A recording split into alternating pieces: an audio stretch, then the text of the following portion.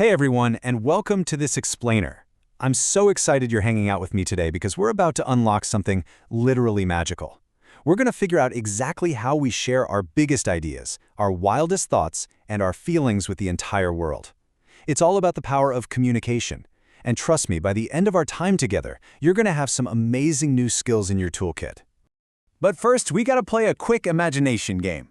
Imagine waking up tomorrow morning, hopping out of bed, and suddenly no one could tell anyone else what they were thinking. No talking, no writing, no texting, nothing.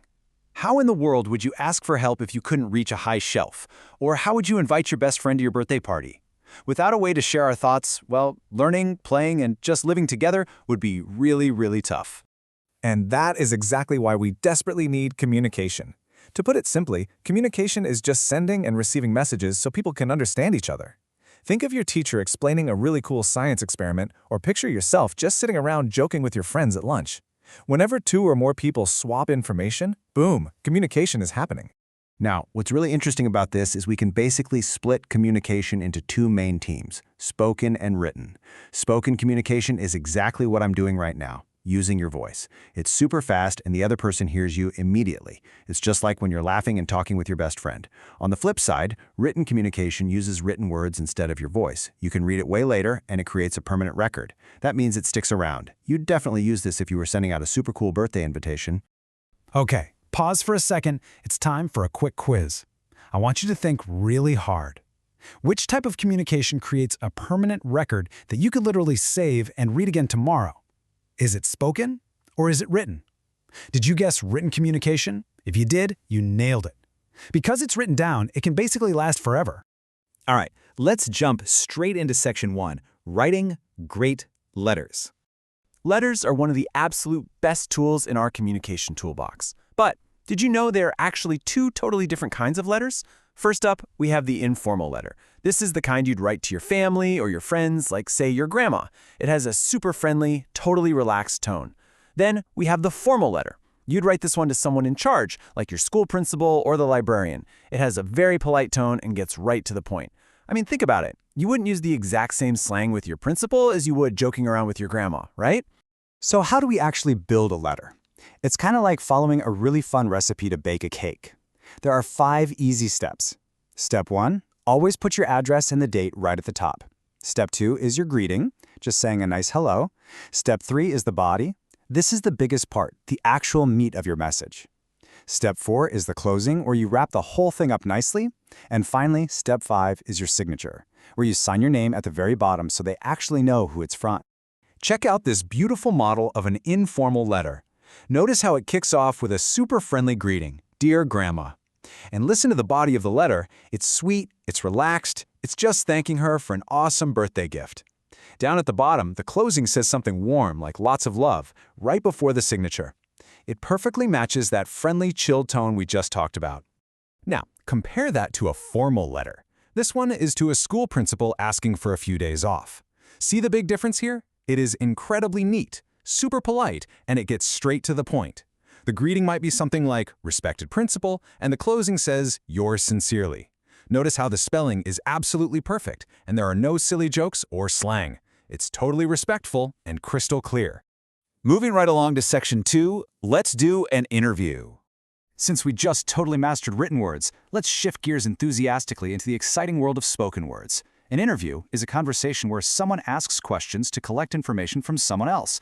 Now, it's a little different from just a regular, everyday chat with your buddy because an interview has a very specific goal. You are there on a mission to learn something special from the other person. To make an interview really work, you need an interview team made up of 2 key roles. The interviewer is the person whose job it is to ask the questions and listen very, very carefully. Picture a journalist holding a big microphone. The interviewee is the person who actually answers those questions and shares their awesome experiences. Picture a brilliant scientist explaining their brand new invention. Both of these roles are equally important. Okay, let's dive right into the easy step-by-step formula for pulling off a fantastic interview. Step 1, prepare your questions ahead of time and greet the person politely. Step 2, ask really clear, easy-to-understand questions. Step 3, and honestly, this is absolutely crucial, listen carefully to their answers. And step 4, always thank the person for their time when you're done.